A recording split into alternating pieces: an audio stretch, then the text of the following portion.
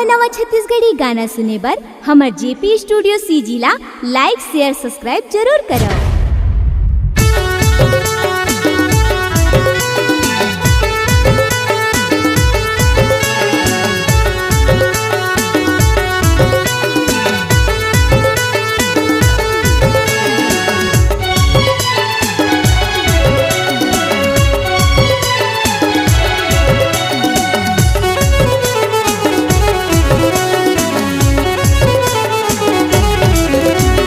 झम्माल है टूरी झम्माल है, झम्माल है टूरी झम्माल है, झम्माल है टूरी झम्माल है, झम्माल है टूरी झम्माल है। का बतावा तोला रे पकलू, का बतावा तोला रे पकलू, एकर उम्र 16 साल है।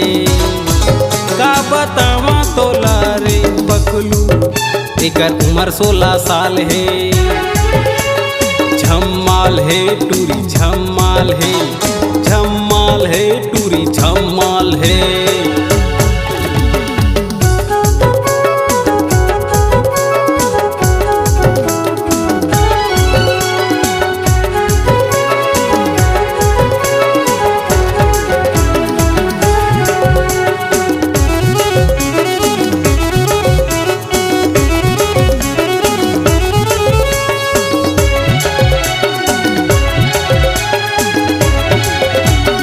गली गली माये टूरी झगड़ा करावत है।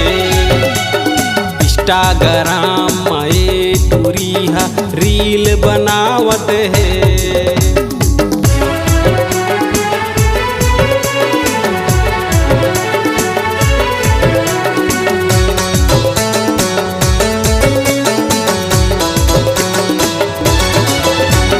गली गली माँ झगड़ा करावत है।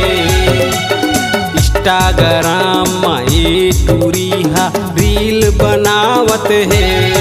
का बतावा तोला रे पकलू, एकर गोरी गोरी गाल है। का बतावा तोला रे पकलू, एकर उम्र 16 साल है।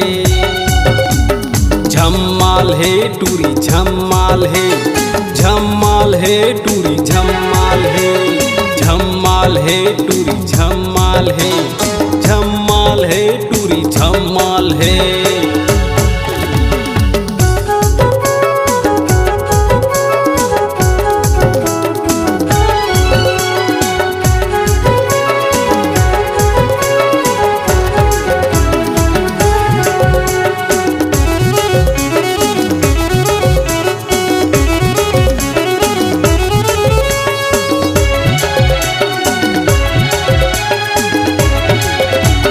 देख के टूरी लपकलू, अरे नियत बिगड़ गए सबके। ऐसे लगत है मोला रे पकलू, धर लाओ बैहा मकस के।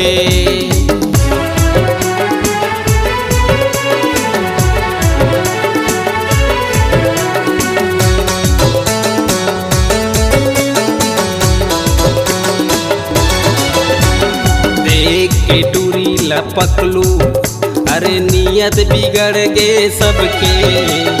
ऐसे लगत है मोला रे पकलू, धर लो बैहा मकस के।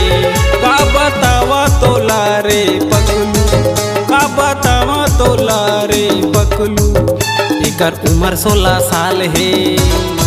का बतावा तोला रे पकलू, एकर उम्र 16 साल है। झम्माल है टूरी झम्माल है, झम्माल है टूरी झम्माल है। का बतावा तोला रे पकलू, एकर उम्र 16 साल है। एकर गोरी गोरी गाल है, यह का गजब के माल है। एकर उम्र 16 साल है, एकर गोरी गोरी गाल है।